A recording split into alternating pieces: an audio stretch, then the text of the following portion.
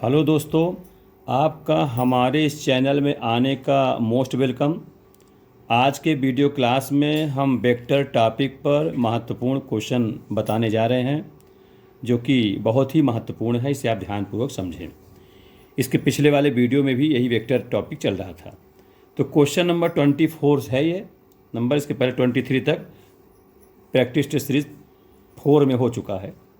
तो ये एक बल F है जो कि 3i + 2j - 4 के बिंदु P1 - 1 2 पर लग रहा है। तो बिंदु 2 - 1 और 3 के परितः उसका आघूर्ण ज्ञात करना है, टार्क्यू है, ये मोमेंटम कहते हैं ना, उसको ज्ञात करना है।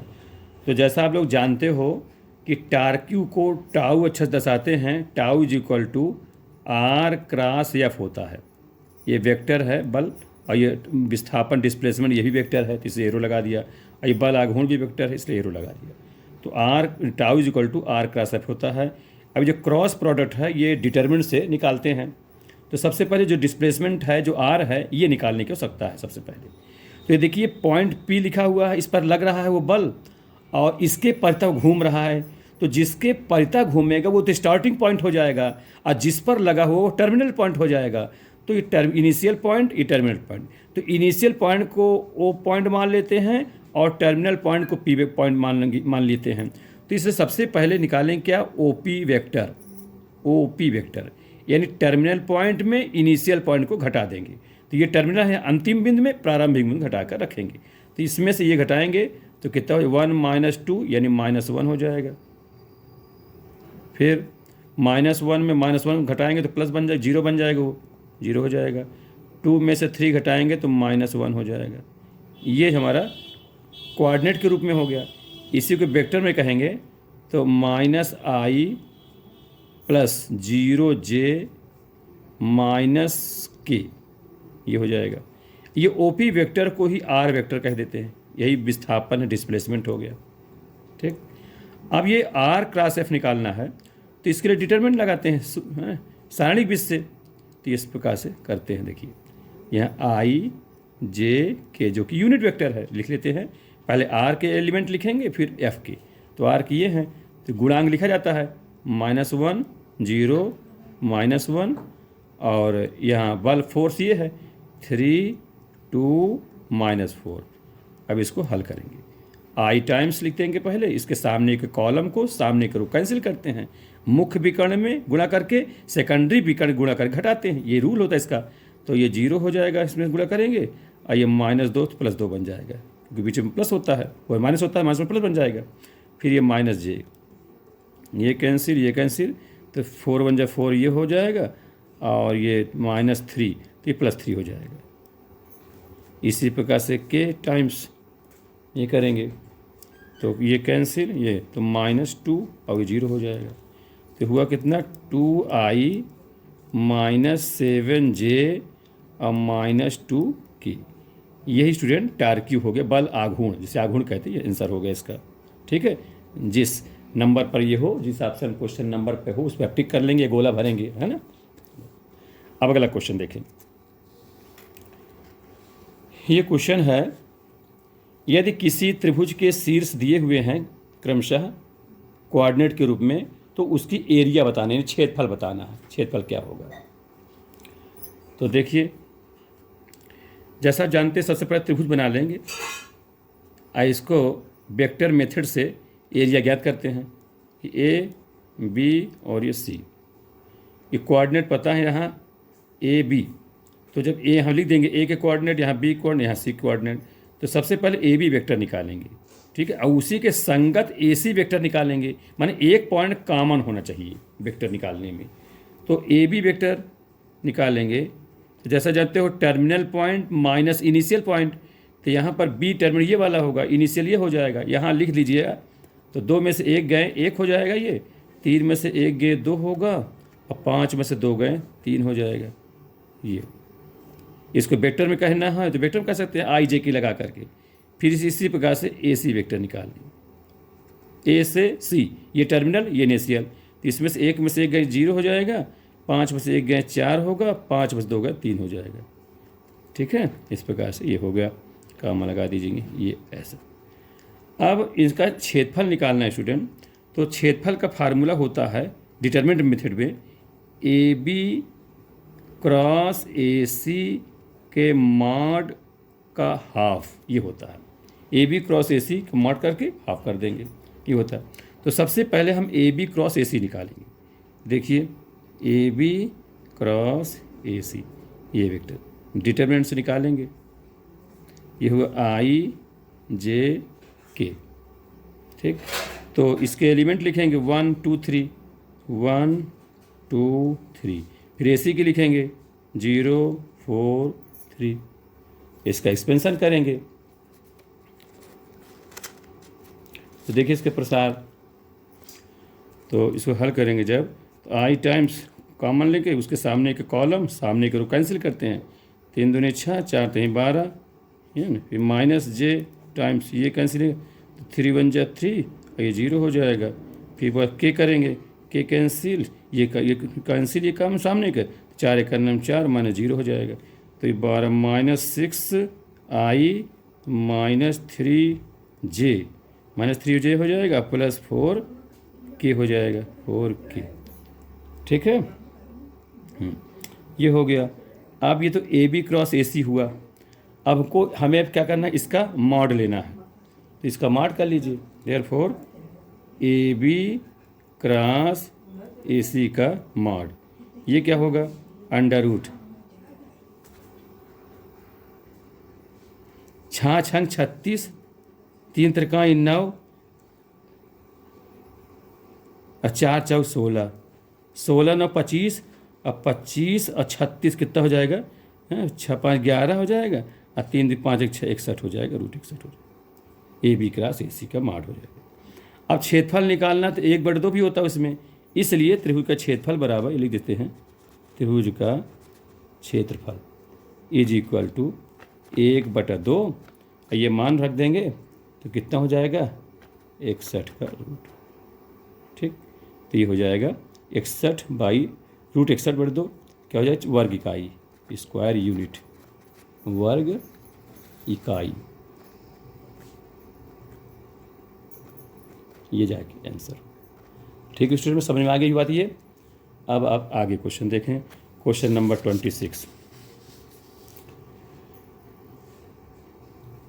देखिए, यदि ए वेक्टर का माड 2 है, बी वेक्टर का माड 5 है, ए क्रॉस बी का माड 8 है, तो ए डॉट बी का मान क्या होगा, ठीक है। तो सबसे पहले ए क्रॉस बी लेके चलेंगे और इसी की डिफिनेशन, क्रॉस प्रोडक्ट की डिफिनेशन लगा करके निकलेगा ये डॉट बी। देखिए, तो सबसे पहले लिखेंगे ए क्रॉस बी क्या होता है, ये होता है mod of A into mod of B into sine theta N cap, जहाँ एन कैप जो होता है दिए गए ए और बी दोनों वेक्टर के परपेंडिकुलर यानी लंबवत इक्वॉई सदिश है, यूनिट वेक्टर है, और थीटा जो है उन दोनों वेक्टरों के बीच का एंगल होता है। ये इतनी डिफिनेशन इसकी होती है क्रॉस बी की। अब अगर इसमें मॉड लगा देंगे तो हो जाएगा ए क्रॉस बी का मॉड, तो हो जाएगा ए मॉड, ये तो वही रहेगा, मॉड पर मॉड तो वही होता है, बी का मॉड साइन थीटा में मॉड लगाएंगे वही होगा, ठीक। और एन कैप का मॉड हमेशा 1 होता है, इसके स्थान में कितना लिख देंगे, 1 लिख देंगे, ध्यान दीजिए 1 हो जाएगा। अब यहाँ मान भरेंगे, ए क्रॉस बी का मॉड 8 है तो ये 8 लिख दिया, मॉड ऑफ ए 2 है, मॉड ऑफ बी 5 है, और साइन थीटा ज्ञात करना है, ये निकाल साइन थीटा लिख दिए, इसको 1 हो गया, ये 2 से काट दे, 2 चौको 8, तो देयरफॉर यहाँ हो जाएगा कि sine theta is equal to 4/5, 4/5 ये हो जाएगा। ये तो साइन थीटा का मान निकल आया, हमको तो ए डॉट बी का मान निकालना है, जो इस दो वेक्टरों का अदिश गुणा स्केलर प्रोडक्ट कहलाता है। ये क्या होता है, mod of A mod of B cos theta होता है। अब ये निकालेंगे, मॉड ऑफ ए का मान 2 है, मॉड ऑफ बी का मान 5 है, और कॉस थीटा, तो कॉस थीटा आप √1 माइनस साइन स्क्वायर थीटा कह दीजिए, तो 1 माइनस साइन स्क्वायर थीटा होता है, साइन थीटा में ये है, तो 4 चौक 16, 5 25, जैसे अब जानते हैं ट्रिग्नोमेट्रिकल फार्मूले को, तो 5 दूनी 10 हो जाएगा, ये 25 का 25 में 16 घट जाएगा, 9/25 का रूट करना है तो 3/5 हो जाएगा, 5 से काट दीजिए, 5 का 5, 5 दूनी 10, तो बराबर 3 दूनी 6, इसका मान जो है 6 हो जाएगी, आंसर हो जाएगा, ठीक है। अब अगला क्वेश्चन देखें, क्वेश्चन नंबर है 27।